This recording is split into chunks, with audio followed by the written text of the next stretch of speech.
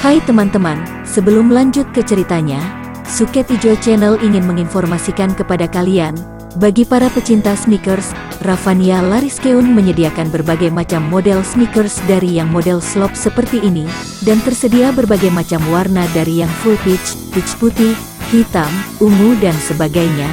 Tersedia juga model yang premium seperti ini, dan kami juga menyediakan sneakers khusus cewek seperti ini, dan masih banyak lagi model-model yang lainnya.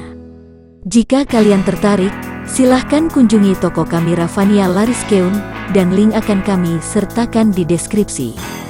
Oke, kalau gitu, mari kita lanjut ke ceritanya lagi. Tianxin melangkah keluar sambil tersenyum-senyum senang melihat laga kedua orang pengemis yang menghadangnya di luar itu. Dia bersikap seolah-olah tidak melihat bahwa dua orang pengemis itu marah bukan main, dan tidak melihat bahwa tangan mereka yang memegang tongkat akar bahar itu tergetar karena marah dan ingin memukul. Bahkan dia tersenyum. Kiranya engkau masih berada di sini dan membawa teman? Apakah kalian diutus oleh raja kalian untuk menerima hadiah tulang ayam dariku? Keparat bermulut busuk, bocah sudah bosan hidup. Dua orang pengemis itu sudah bergerak cepat, yang seorang menusukkan tongkatnya ke arah dada Tianxin, yang kedua menghantamkan tongkat itu ke arah lehernya. Namun Tianxin dengan dua kali langkah ke kiri dan belakang saja sudah dapat menghindarkan diri, dan dia berkata sambil tertawa, "Nah, ini hadiahku, sampaikan kepada Lem Xin." Tangannya lantas bergerak, ada sinar menyambar dan dua orang pengemis itu berteriak kesakitan. Tongkat-tongkat mereka terlepas dan mereka mundur dengan mata terbelalak. Kedua tangan mereka lumpuh dan tulang-tulang ayam itu sudah menancap pada lengan mereka, mengenai urat-urat besar sehingga membuat lengan mereka menjadi lumpuh dan terasa nyeri bukan main. Maklum bahwa pemuda itu adalah seorang ahli dan bukan lawan mereka. Kedua orang pengemis itu segera membalikkan tubuh dan pergi dari situ dengan langkah lebar. Kedua lengan masih bergantung lumpuh. "Hei, jangan lupakan tongkat jimat kalian," Tianxin berseru. Tianxin menyambar dua tongkat itu, kemudian melemparkannya dengan sembarangan ke depan. Tongkat-tongkat itu melayang dan dengan tepat sekali tiba di punggung kedua orang pengemis itu, mengait dan bergantung seperti kalau mereka yang menggantungnya sendiri. Semua orang yang berada di rumah makan itu dan tadi sudah melogok keluar pintu dan jendela, karena mereka merasa yakin bahwa pemuda itu tentulah akan dibunuh oleh dua orang butek Kaipang, kini terbelalak dan melogok penuh keheranan. Hampir mereka itu tidak dapat mempercayai pandang mata mereka sendiri menyaksikan dua keanehan yang selama bertahun-tahun tak pernah terjadi itu. Pertama, adanya seorang pemuda yang berani mati melawan dua orang butek Kaipang, bahkan berani menyebut-nyebut serta menantang Lem Xin. Dan kedua, adanya seorang pemuda yang sanggup mengalahkan dua orang pengemis butek Kaipang hanya dalam satu gebrakan saja, tidak mempergunakan senjata melainkan menggunakan tulang-tulang ayam. Dan kini mereka melihat pemuda itu dengan lenggang kangkung meninggalkan tempat itu seenaknya, seakan-akan tidak pernah terjadi sesuatu yang luar biasa. Karena itu mulailah orang-orang bertanya-tanya, siapakah gerangan pemuda yang luar biasa itu? Luar biasa beraninya dan juga luar biasa lihainya? Pertanyaan ini juga bergema di seantero butek Kaipang. Tiga orang Kaipangcu yang mendengar laporan dari dua orang anak buahnya, melihat betapa tulang-tulang ayam itu menusuk lengan-lengan murid atau anak buah mereka bagaikan senjata-senjata rahasia yang ampuh, langsung menggebrak meja. "Siapakah pemuda keparat itu? Kami tidak tahu namanya." "Bodoh, kenapa tidak kalian tanya dan di mana dia sekarang?" Seorang pengemis yang baru datang berkata, "Harap Pangcu ketahui bahwa pemuda itu kini mondok di rumah penginapan Lok Nam." "Bagus," kata Ang I Kaeong, ketua pertama. 5 ular hitam, malam nanti kutugaskan untuk menangkapnya dan menyeretnya ke sini." 5 orang pengemis serentak memberi hormat dan menyatakan kesanggupan mereka. Kelimanya berusia 40-an tahun dan semuanya bertubuh tinggi kurus. Mereka ini terkenal dengan julukan Hekkoa Gokkai, 5 pengemis ular hitam. Hekkoa Gokkai ini tadinya adalah 5 orang perantau yang menjual obat-obatan serta racun-racun ular, dan memainkan pertunjukan dengan ular-ular hitam.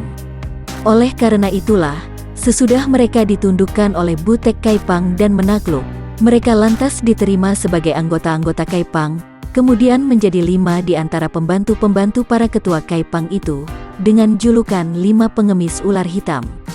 Mereka adalah para ahli racun yang lihai, di samping ilmu silat mereka yang tinggi, apalagi sesudah mereka menerima ilmu Hokmopang, tongkat penakluk iblis. Malam itu suasana di penginapan Lok Nam sunyi sekali.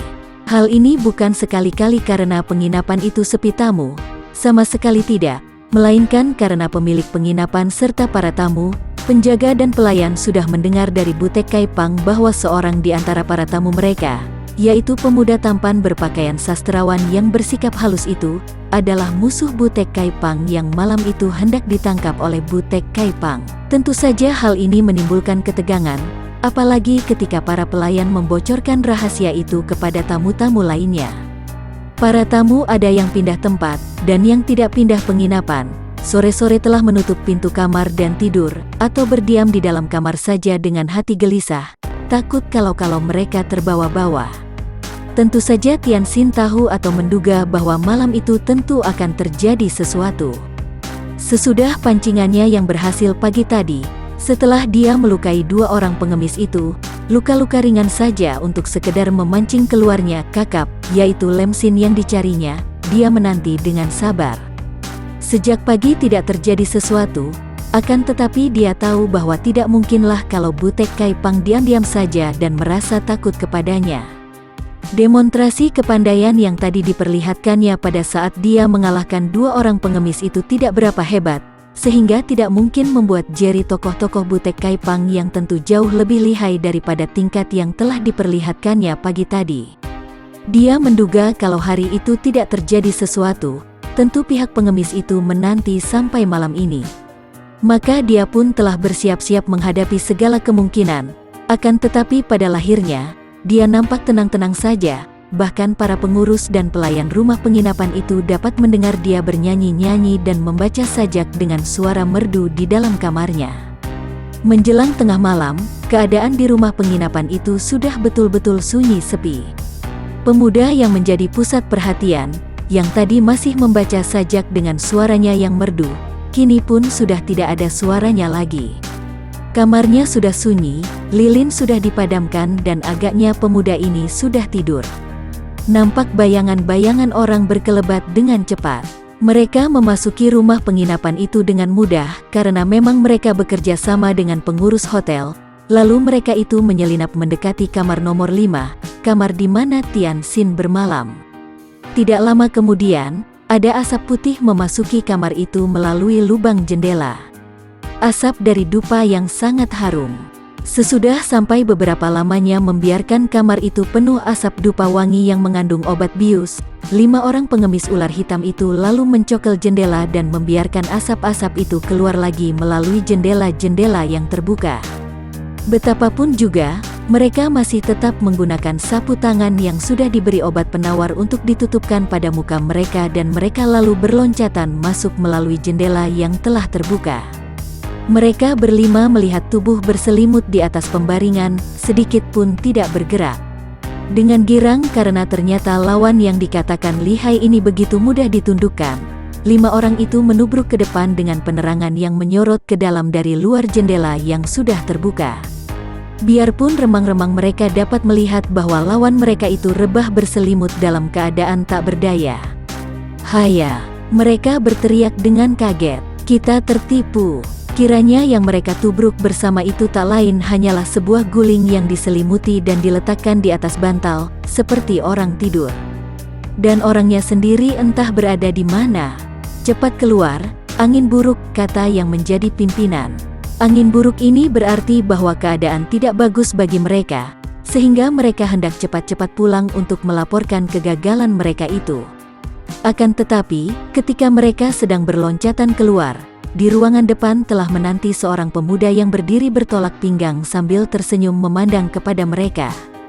Dan pemuda ini bukan lain adalah Tian Xin. "Hahaha, pengemis-pengemis tolol bisanya hanya menangkap bantal guling." Pemuda itu mengejek sambil tersenyum lebar. 5 orang pengemis yang telah menerima perintah dari ketua mereka untuk menangkap pemuda itu, hidup atau mati, demikian kata ketua mereka, cepat maju mengurung. Orang muda, menyerahlah supaya kami dapat membawamu kepada ketua kami dan tak perlu untuk melukaimu, kata seorang di antara mereka. Sebenarnya ucapan ini sama sekali bukan timbul karena rasa sayang kepada pemuda ini, melainkan karena mereka sudah gentar dan ingin agar pemuda itu menyerah saja, supaya mereka tidak perlu menghadapi bahaya perlawanan pemuda yang cerdik sekali ini. Jembel busuk, ucapanmu seolah-olah kalian mampu melukaiku, apalagi menangkapku. Suruh ketua kalian ke sini. Itu si Lemsin kemana dia?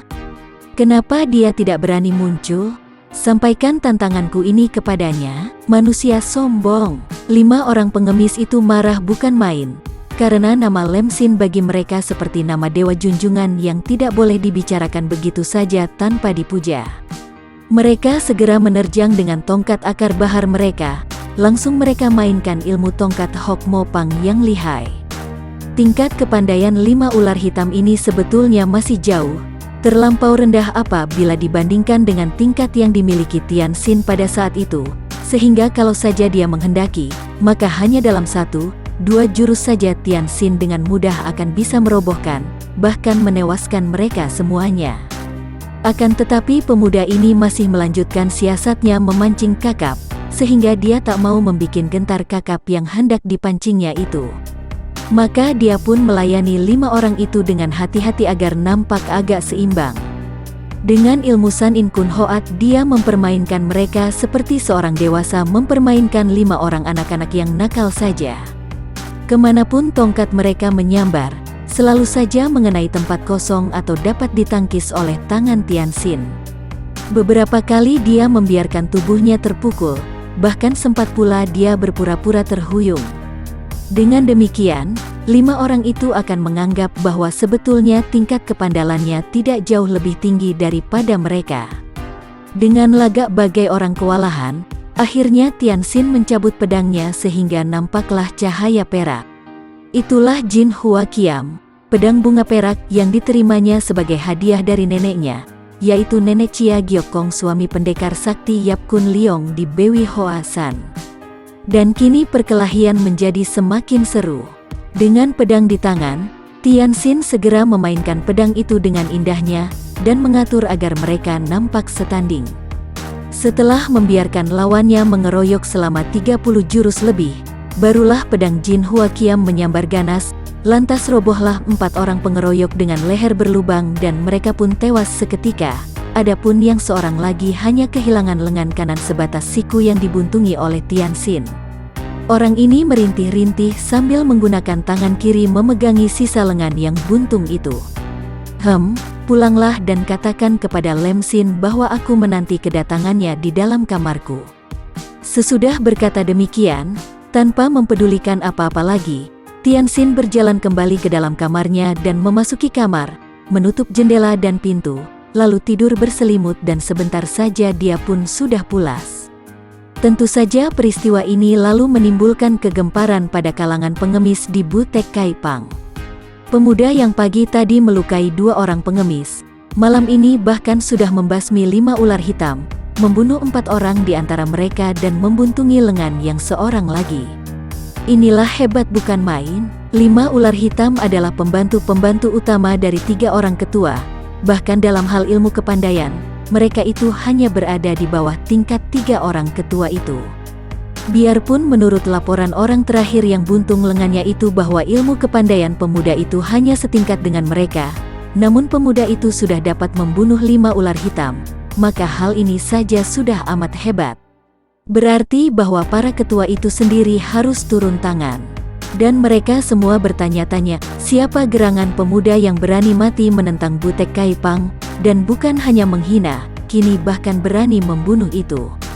Mereka pun segera teringat akan nama yang baru-baru ini menghebohkan dunia persilatan, malah sempat menggegerkan kota raja, yaitu pendekar sadis. Benarkah pemuda ini adalah pendekar sadis dan apabila benar demikian, mengapa dia mengacau di Hengyang dan sengaja memusuhi Butek Kaipang? Kalau benar pemuda itu pendekar sadis, maka pihak Butek Kaipang harus bersikap hati-hati. Tiga orang ketua Butek Kaipang itu bersikap hati-hati dan mereka bertiga segera pergi menghadap Lem Sin di dalam gedungnya yang indah itu. Saat tiga orang ketua itu datang menghadap, Lem Sin, nenek itu, sedang duduk menghadapi makan pagi, dan sebelum dia menerimanya, dia telah lebih dahulu mendengar dari pelayan wanita tentang permohonan tiga orang itu untuk menghadap. Pagi-pagi begini sudah berani mengganggu, tentu ada hal penting. Suruh mereka langsung saja datang ke sini dan juga sediakan sarapan untuk mereka. Perintahnya yang cepat ditaati oleh para pelayannya, yaitu wanita-wanita yang cantik-cantik. Begitu masuk dan bertemu dengan nenek itu, tiga orang ketua Butek Kaipang yang juga dapat disebut murid-murid Lem Sin, menjatuhkan diri berlutut. Akan tetapi nenek itu cepat menggerakkan tangannya menyuruh mereka bangkit dengan sikap muak. Sudah, kalian jangan banyak memakai peraturan kuno. Lebih baik duduklah dan temani aku sarapan, dan jangan bicara sebelum kita selesai makan. Ucapannya ini diikuti sikap wajah ramah dari muka yang berkeriputan itu, akan tetapi sepasang mata itu, yang selalu ditakuti serta dikagumi oleh ketiga orang ketua Kaipang ini, kelihatan bersinar-sinar dan mencorong penuh wibawa menyeramkan. Tiga orang ketua itu tidak berani menolak. Biarpun agak canggung namun mereka makan sarapan pagi bersama guru sekaligus ketua mereka yang mereka hormati dan takuti itu. Dan akhirnya, selesai jugalah nenek itu sarapan pagi, pekerjaan yang dilakukan dengan seenaknya, seakan-akan tidak ada apa-apa yang menyusahkan di dunia ini, sama sekali tidak peduli akan sikap tiga orang bawahannya yang canggung dan kelihatan gugup itu. Setelah para pelayan wanita yang cantik-cantik dan muda-muda itu membersihkan meja, barulah Lem Sin menghadapi tiga orang ketua itu, lantas berkata, "Sepagi ini kalian sudah datang menggangguku, tentu ada urusan penting sekali yang kalian merasa tak sanggup menanggulangi sendiri. Nah, apakah itu? Harap Lo Cianwei sudi memaafkan kami," kata mereka. Mereka memang hanya berani menyebut Lo Cianwei kepada nenek itu, karena nenek itu tidak menganggap mereka sebagai murid. Dan memang kenyataannya, nenek itu hanya menurunkan beberapa macam ilmu pukulan, terutama Hok Mopang kepada mereka itu. Sebenarnya kami tidak berani mengganggu Lo Cianwei, dan rasanya kami masih sanggup untuk menanggulangi sendiri. Akan tetapi, karena kami menduga bahwa pengacau yang sekali ini menentang Butek Kaipang adalah orang yang baru-baru ini namanya menonjol di dunia Kang Ou, bahkan sudah menggegerkan kota raja, maka kami memberanikan diri untuk melaporkan kepada Lo Cianwei, dan mohon petunjuk dan keputusan. Jika Lo Cianwei menghendaki kami turun tangan sendiri, tentu kami tidak lagi mengganggu Lo Cianwei. Menggegerkan kota raja? Siapakah yang akhir-akhir ini menggegerkan kota raja selain pendekar sadis itu? Itulah dia orangnya yang akan kami laporkan kepada Lo Cianwei. Nenek itu nampak tertarik. Ah, benarkah? Benarkah pendekar sadis itu yang kini datang ke sini menentang Butek Kaipang? Lekas ceritakan semuanya. Ang I Kaiong lalu mewakili para sutenya dan menceritakan semua peristiwa yang terjadi dengan sejelasnya. Dimulai peristiwa di rumah makan di mana ada seorang pemuda yang telah menghina seorang pengemis, kemudian ada dua orang pengemis dilukainya dengan tulang ayam, dan disertai penghinaan supaya tulang-tulang ayam itu disampaikan kepada raja pengemis.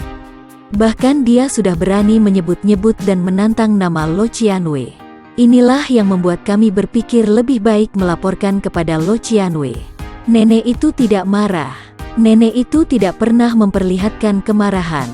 Bahkan ada kalanya dia membunuh orang sambil tersenyum saja.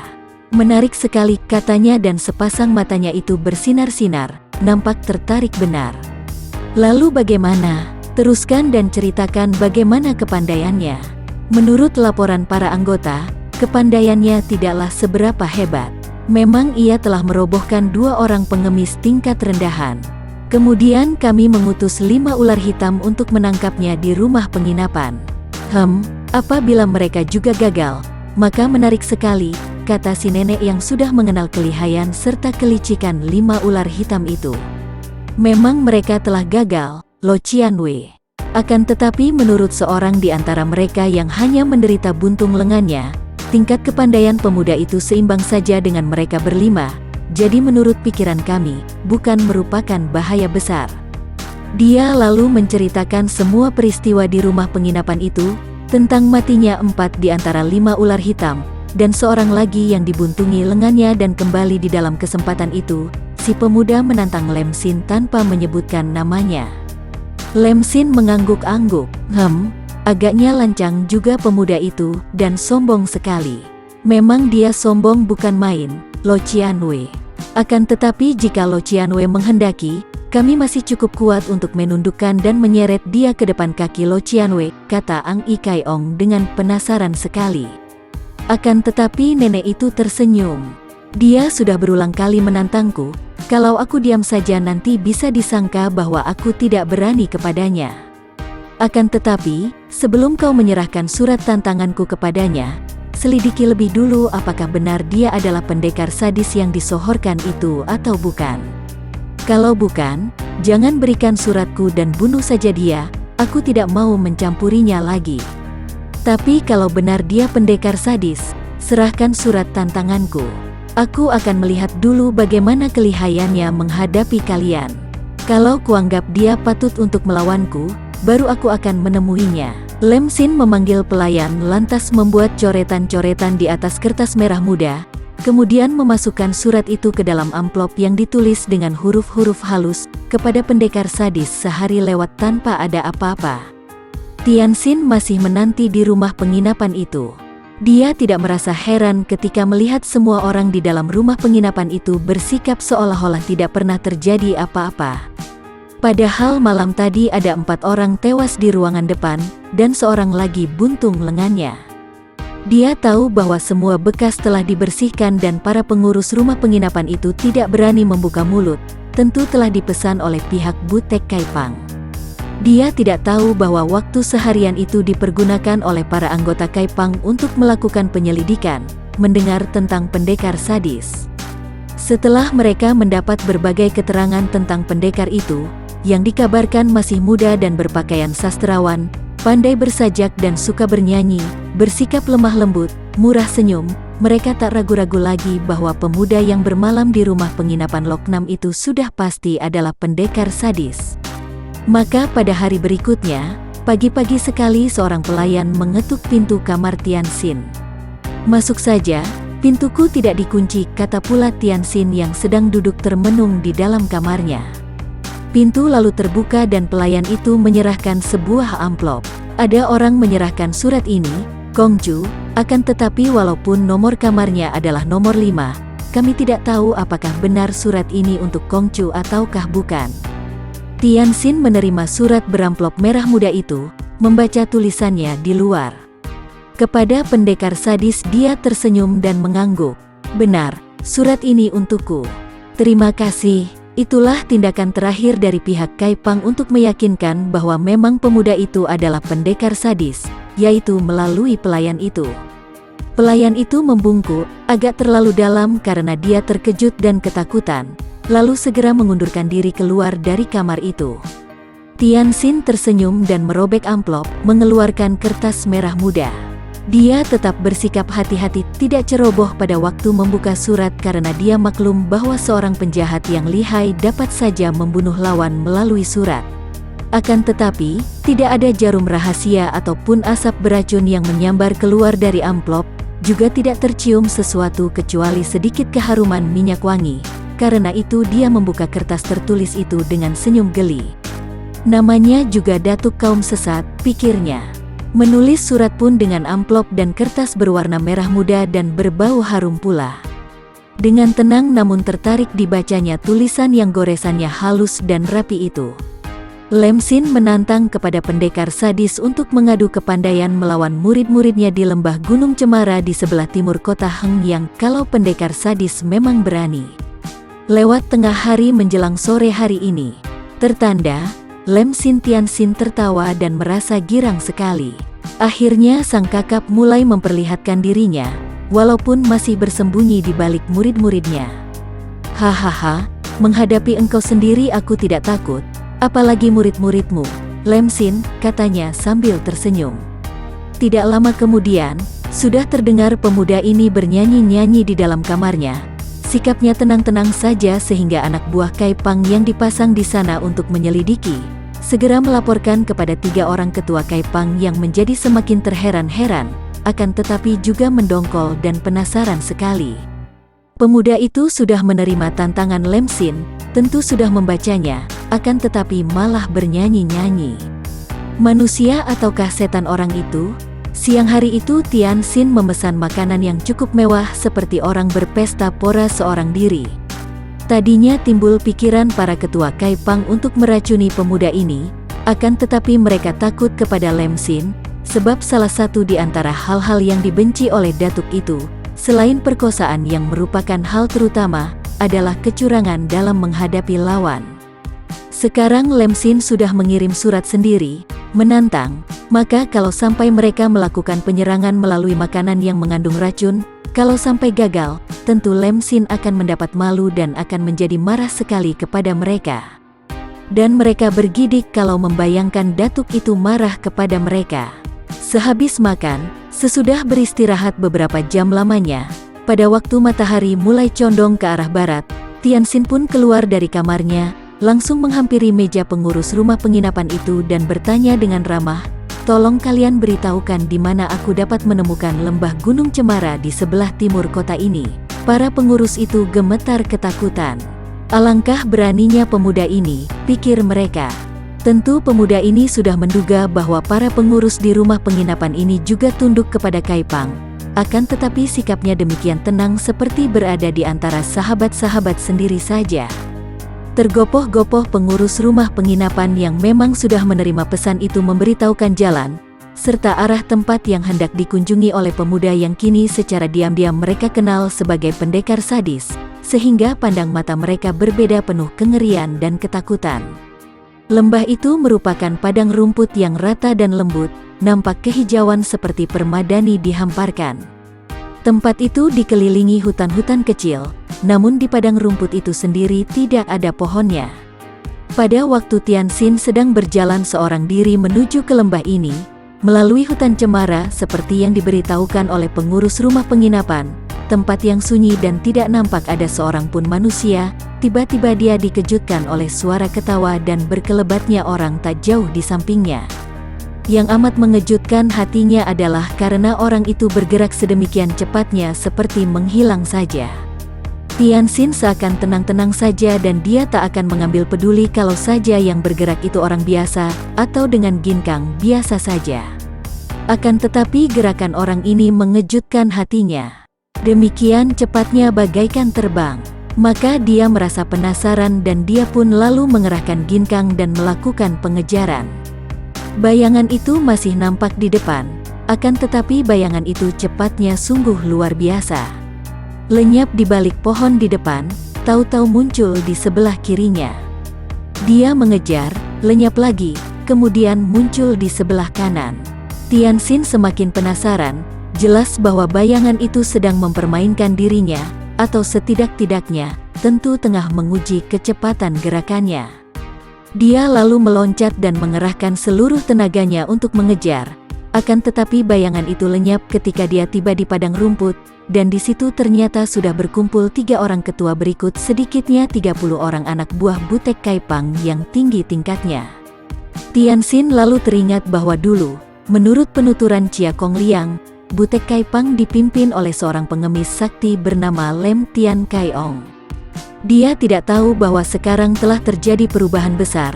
Lem Tian Kai Ong telah meninggal dunia dan kini butek Kaipang telah berganti pimpinan, yaitu ketiga orang pengemis setengah tua yang berdiri dengan gagahnya di depannya itu.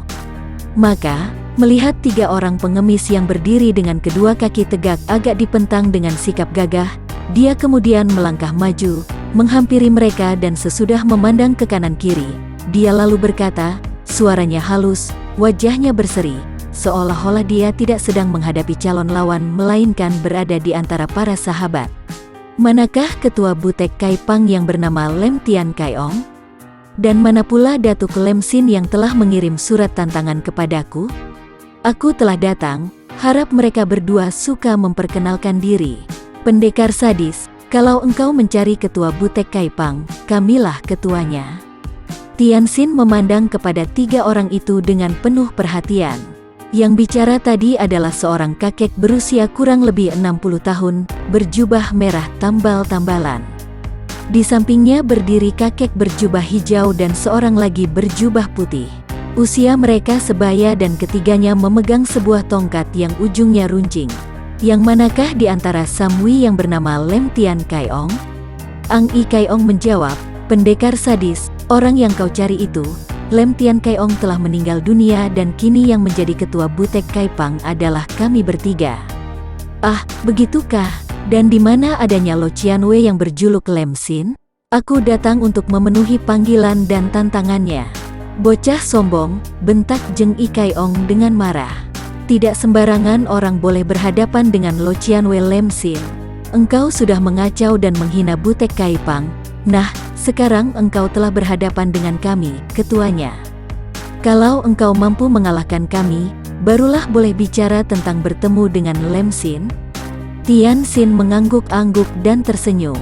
Dia sudah menduga akan hal ini, maka dia pun tertawa bergelak dan berkata lantang, dengan harapan agar suara ketawanya dan kata-katanya dapat terdengar oleh Lem Xin yang dia kira tentu bersembunyi tak jauh dari situ. Hahaha, kiranya yang bernama Lem Xin hanyalah seorang licik yang bersembunyi dan berlindung di belakang sekumpulan pengemis tukang pukul. Bagi teman-teman yang menyukai video ini, silahkan subscribe, share, and like. Jangan lupa nyalakan bunyi loncengnya untuk mendapatkan video-video terbaru dari kami, agar kami terus bersemangat dalam membuat video-video yang menarik. Mohon maaf kalau masih banyak kesalahan di sana-sini. Semoga kedepannya kami bisa lebih baik lagi. Terima kasih.